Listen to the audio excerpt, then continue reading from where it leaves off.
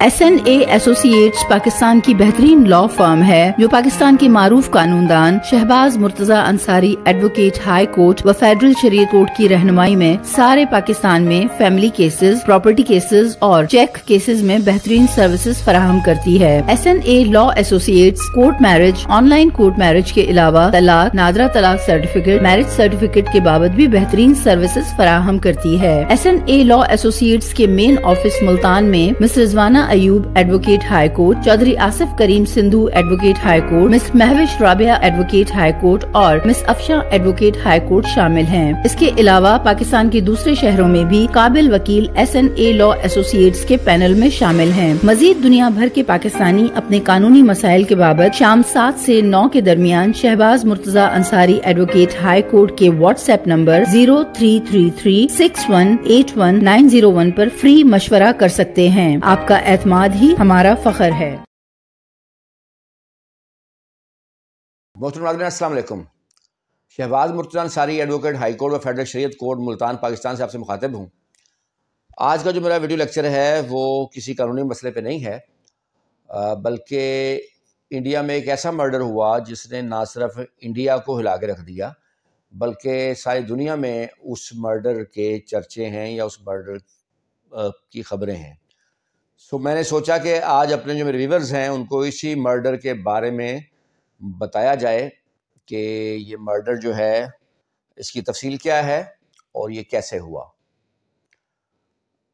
इंसान को अशरफुल मखलूक़ात कहा जाता है और उसकी वजह यह है कि इंसान अपनी जो ज़हानत से वो कुछ कर सकती, यानी ये जो अशरफुल मखलूक़ात है ये लक़ब जो दिया गया है, क्योंकि जानवरों की अकल जो है महदूद होती है लेकिन इंसानी अकल लामहदूद है। इसलिए इंसान जो है मुख्तलिफ मराहल तय करता चला जा रहा है मुसलसल, और जो अकल को हैरान कर देने वाले मराहल हैं। जैसा कि अगर हम 100 साल पीछे देखें, 100 साल पुराना बंदा अगर आज ज़िंदा हो जाए तो ये जो जदीद दुनिया, इंटरनेट वगैरह की दुनिया है, ये देख कर वो वैसे ही अपने हवास खो बैठे। इसी तरह हमारे 100 साल बाद, जैसे अब हम आज एक दुनिया देख रहे हैं, लेकिन 50 साल बाद, 70 साल बाद जो दुनिया होगी वो हमारे लिए नाकाबिल यकीन होगी। लेकिन इंसान जब अपनी इसी अकल को जब पॉजिटिव यूज़ करता है तो वो एक नई तारीख रकम करता है, एक नई से नई इजादात करता है। लेकिन जब इंसान अपनी अकल को मनफी तौर पर इस्तेमाल करता है तब भी वो मुख्तलिफ तजर्बात करता है, तब भी वो मुख्तलिफ किस्म की सूरत हाल का शिकार होता है जिसको देखकर अकल दंग रह जाती है। अगर आप लोगों ने अभी तक मेरे वीडियो चैनल को सब्सक्राइब नहीं किया तो काइंडली इसको सब्सक्राइब करें, लाइक करें, दोस्तों में शेयर करें ताकि उनको मेरी वीडियोस मिलती रहें।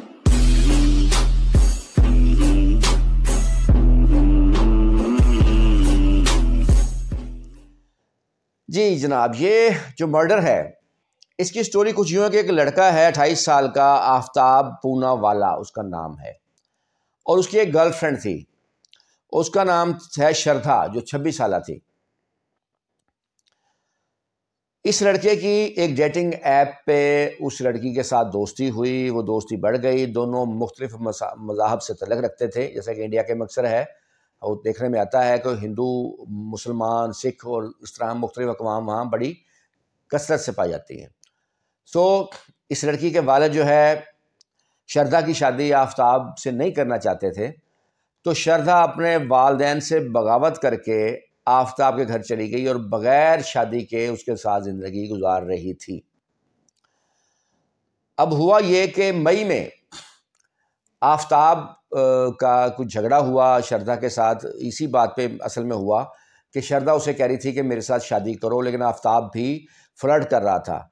एक बात मैं बता दूं कि जब लड़कियां अपना सब कुछ शादी से पहले ही हवाले कर देंगी लड़के के, तो फिर अक्सर लड़के शादी से भाग जाते हैं, और ऐसा पाकिस्तान में भी देखने में आता है।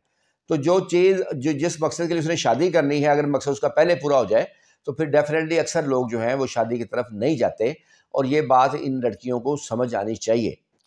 खैर, इसी बात पर झगड़ा हुआ। उसके बाद आफ्ताब ने उसका मर्डर कर दिया। मर्डर करने के बाद पहले मैं ये बताऊं कि पता कैसे चला। जब मर्डर हो गया तो उसके बाद जो आफ्ताब का जो वालिद था, आफ्ताब का नहीं बल्कि जो श्रद्धा का वालिद था, کچھ عرصے بعد اس نے بیٹی سے رابطہ کرنے کی کوشش کی تو اس کا فون بند جا رہا تھا. اس نے 1-2 بار رابطہ کیا, تب اس نے پولیس کو اطلاع دی. پولیس نے تفتیش شروع کی. اس نے آفتاب کو اریسٹ کیا. تو بڑے خوفناک جو ہے وہ اس نے انکشافات کیے.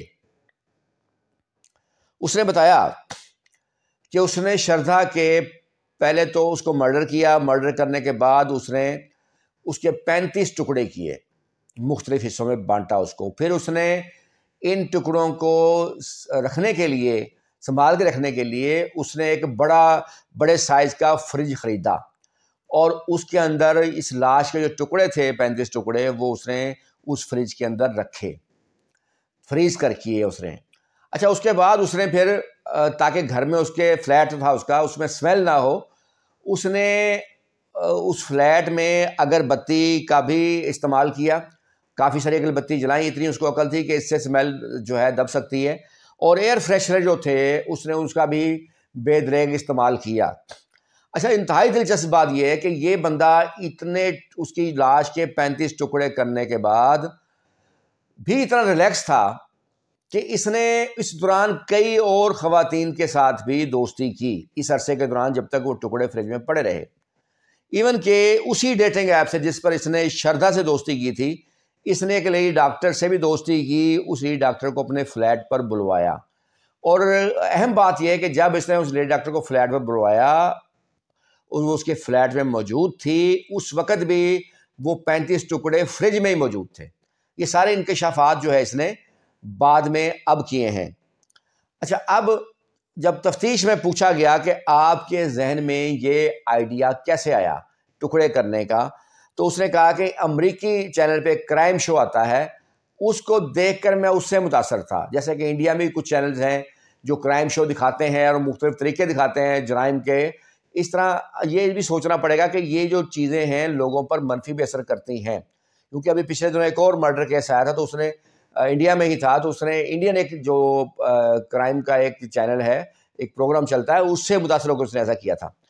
سو اس نے بتایا کہ اس سے متاثر تھا اور اس نے یہ ٹکڑے کیے. اس کے بعد وہ یہ ٹکڑے جو تھے وہ ہر 1-2 دن کے بعد جو ہے مختلف جگہ پہ پھینکتا رہا. باقاعدہ اس نے ان جگہوں کا نقشہ بنایا. جب پولیس نے اریسٹ کیا, جب تفتیش شروع ہوئی, تو پھر وہ مختلف جگہ سے وہ ٹکڑے بھی ملے. اور ابھی تک اس لڑکے کا جسمانی ریمانڈ جاری ہے, لیکن اس نے پورے انڈیا کو ہلا کے رکھ دیا ہے اس خبر نے.